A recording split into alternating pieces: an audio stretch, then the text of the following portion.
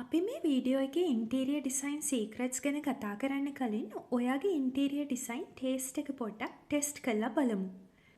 මේ රූම්ස් දෙකෙන් මොන රූම් එකද ඔයා වැඩියෙන්ම එක්ස්පෙන්සිව් රිච් කියලා හිතන්නේ? ඉතින් ඔයත් ගොඩාක් ඉන්ටීරියර් ඩිසයිනර්ස්ලා හිතන විදිහට හිතන කෙනෙක් නම් මෙන්න මේ රූම් එක තෝරගන්න ඇති. හැබැයි ඉන්ට්‍රස්ටිං පාර්ට් එක තමයි ඒකට හේතුව ගොඩාක් වටින ෆර්නිචර් ඩෙකෝ අයිටම්ස් නම් නෙවෙයි. ඇත්තම වෙනස තියෙන්නේ ඔයාගේ ඇස් මේ රූම් එක ඇතුලේ ගමන් කරන විදිහේ. ඇත්තටම රූම් එකක ලක්ෂූරියස් ෆීලිං එක තීරණය වෙන්නේ ඒ රූම් එකට ඔයා කොච්චර වියදම් කරාද, එහෙමත් නැත්නම් වෙළඳපොලේ තියෙන ට්‍රෙන්ඩි ලස්සන අයිටම්ස් කොච්චරක් ඒ රූම් එකේ තියෙනවාද කියන කාරණාවලින් නෙවෙයි. ඒක වෙන්නේ විෂුවල් ෆ්ලෝ එකෙන්. ඉතින් අද වීඩියෝ එකෙන් අපි බලමු ඉන්ටීරියර් ඩිසයිනර්ස්ලා පාවිච්චි කරන සයිකොලොජිකල් ට්‍රික්ස් සහ ඩිසයින් ප්‍රින්සිපල්ස් ටිකක්. හරි. දැන් මෙහෙම හිතන්නකෝ. ඔයාගේ ලිවිං රූම් එකට ඔයා ඇතුල් වෙනවා. සෝෆා එක ලස්සනයි. කොෆි ටේබල් එකත් හොඳයි. ඔයා රූම් එක ලස්සන වෙන්න රග් එකකුත් දාලා තියෙනවා. ඩෙකෝ අයිටම්ස් ටිකකුත් තියෙනවා. හැබැයි රූම් එකට ඇතුල් වුණාම ටිකක් හිස් ෆීලිං එකක් දැනෙනවා. ඒ වගේම Pinterest එකේ රූම්ස් වල තියෙන ලක්ෂූරියස් ෆීලිං එක ඔයාට එන්නේ නැහැ. එහෙම වෙන්නේ ඇයි? ගොඩාක් වෙලාවට ඒකට හේතුව තමයි රූම් එකේ විෂුවල් ඩෙප්ත් එකක් නැතිකම.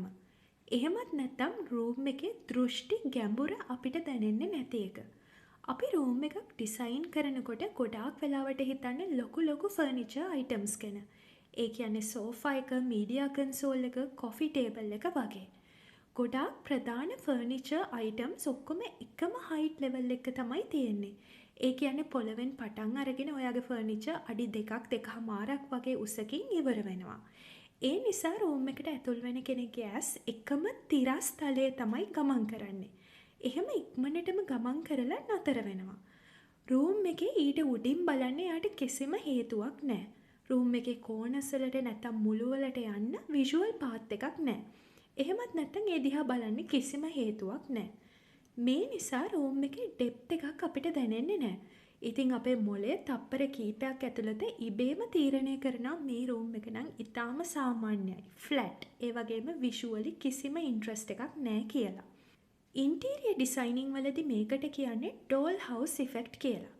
ඒ කියන්නේ රූම් එකේ ඇත්ත සයිස් එකට වඩා දෘෂ්ටි ප්‍රමාණයෙන් පොඩි, ෆ්ලැට් වගේ ෆීල් වෙන එක. ඉතින් මේ වගේ ෆ්ලැට් රූම් එකකදී ඔයාගේ ඇස් බිත්තිය ළඟ නතර වෙනවා.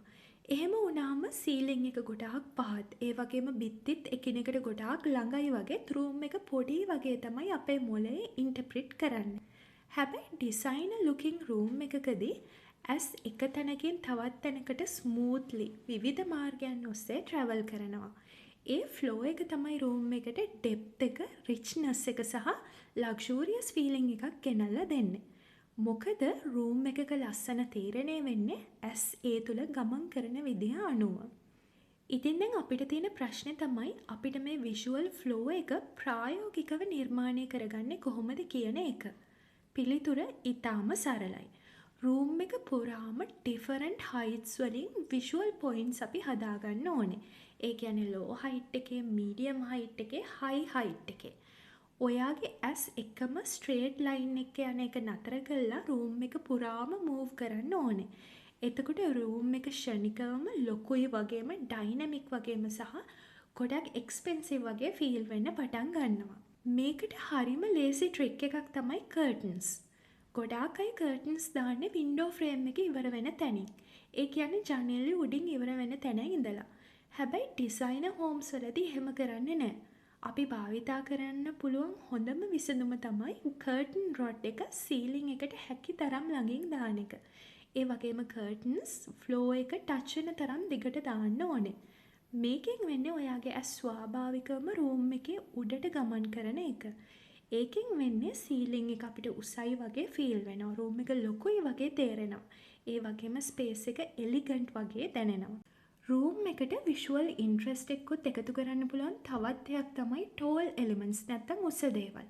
උදාහරණයක් විදිහට ගොඩාක් උසින් වැඩි ඉන්ඩෝර් ප්ලාන්ට්ස්, ෆ්ලෝ ලැම්ප්ස්, දිග කණ්ණාඩි, පොත් රාක්ක, වෝල් පැනල්ස් වගේ දේවල් අපිට අඳුන්වලා දෙන්න පුළුවන්.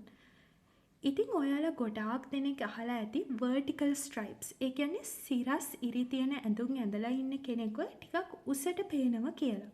ඒ illusion එකම එහෙමත් නැත්නම් ඒ දෘෂ්ටි මායාවම ඉන්ටීරියර්ස් වලත් වැඩ කරනවා. ඉතින් මේ වගේ දේවල් භාවිතා කළා ඔයාගේ රූම් එකේ ෆර්නිචර් වලින් හැදෙන ඒකාකාරී උස නැති කළා විෂුවල් ඉන්ට්‍රස්ට් එකක් ඔයාලට රූම් එකට ගේන්න පුළුවන්.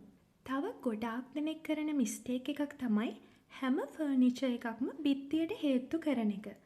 අපි හිතන්නේ එහෙම කළාම රූම් එකේ ඉඩ වැඩි වෙලා පේනවා කියලා. හැබැයි ඇත්තටම වෙන්නේ රූම් එක දකින කෙනෙක්ට රූම් එකේ ඩෙප්ත් එක පේන්නේ නැති එක. ඉතින් ෆර්නිචර් බිත්තියටම හේතු කරපු ස්පේස් එකකයි එහෙම නැතුව arrange කරපු රූම් එකකයි තියෙන වෙනස තමයි අපි නිකන් සැලකිල්ලක් නැතුව එකම තලයක ඇඳ චිත්‍රයකයි පේන දේවල් ත්‍රිමාණව ඇඳ චිත්‍රයකයි තියෙන වෙනස වගේ. ඉතින් පුළුවන් නම් ඔයාගේ සෝෆා එක accent chairs ඔක්කොම බිත්තියටම තල්ලු කරන්න එපා. ඒවා බිත්තියෙන් ටිකක් ඉස්සරහට කරලා accent chairs වගේ දේවල් ටිකක් angle කරන්න ඕනේ. එතකොට රූම් එක ටිකක් layered වගේ. එහෙමත් නැත්නම් ත්‍රිමාණ බවක් හඳුන්වලා දෙන්න පුළුවන්. ඒ layered feeling එක තමයි ගොඩාක් expensive interiors වල තියෙන commonම feature එක. හැබැයි ඔයා මේ හැමදේම කරලා තිබුණත් රූම් එක තාම flat නැත්නම් lifeless වගේ ඔයාට දැනෙනවා නම් ඒකට හේතුව lighting වෙන්න පුළුවන්. ගොඩාක් ගෙවල් වල අපි භාවිතා කරන්නේ සීලිං එකේ අපි දාන තනි හෝ ලයිට් සෙට් එක. ඒ වගේම අපි සුදු පාට එළිය තියෙන ලයිට් එක තෝරගන්න පෙළඹෙනවා ඒකෙන් හොඳ එළියක් ලැබෙනවා කියලා හිතලා. හැබැයි සීලිං ලයිට් එකෙන් වෙන්නේ මුළු රූම් එකම තනි පාටකින් එළිය කරන එක. ඒ ලයිටිං එකෙන් එතකොට රූම් එකේ ඩෙප්ත් එකයි ටෙක්ස්චර් එකයි නැති වෙලා යනවා. ඒ නිසා රූම් එක හොස්පිටල් එකක් එහෙමත් නැත්නම් ඔෆිස් එකක් වගේ ඒකාකාරී පරිසරයක් වෙනවා.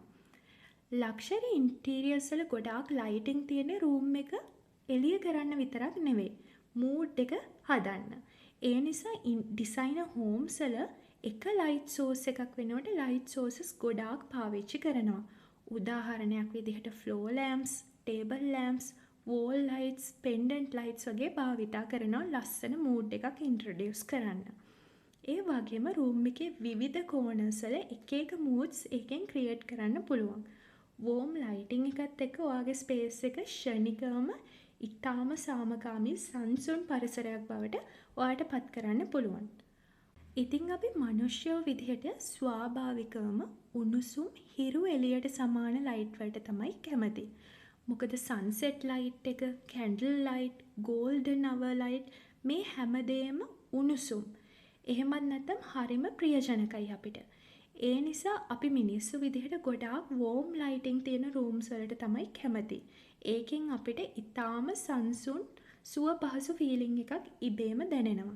ඉතින් ඔයා ගෙදර ඉන්ටීරියර් එක ලස්සන කරන්න ආසාවෙන් ඉන්නවා නම් කොහෙන්ද පටන් ගන්නෙ කියලා දන්නේ නැතුව ඉන්නවා නම් ඔයාගේ ගෙදර ලයිටිං මාරු කරන්න. ඒක තමයි පටන් ගන්න ලේසිම සහ හොඳම තැන. ඉතින් ඔයා මේ වගේ ඉන්ටීරියර් සයිකොලොජි සහ ප්‍රැක්ටිකල් හෝම් ට්‍රාන්ස්ෆර්මේෂන් අයිඩියාස් වලට කැමති නම් මේ channel එක subscribe කරන්න. ඒ වගේම මේ වීඩියෝ එකෙන් ඔයාට අලුත් දෙයක් ඉගෙන ගන්න හම්බුණා නම් like එකක් දාලා comment එකක් දාන්න.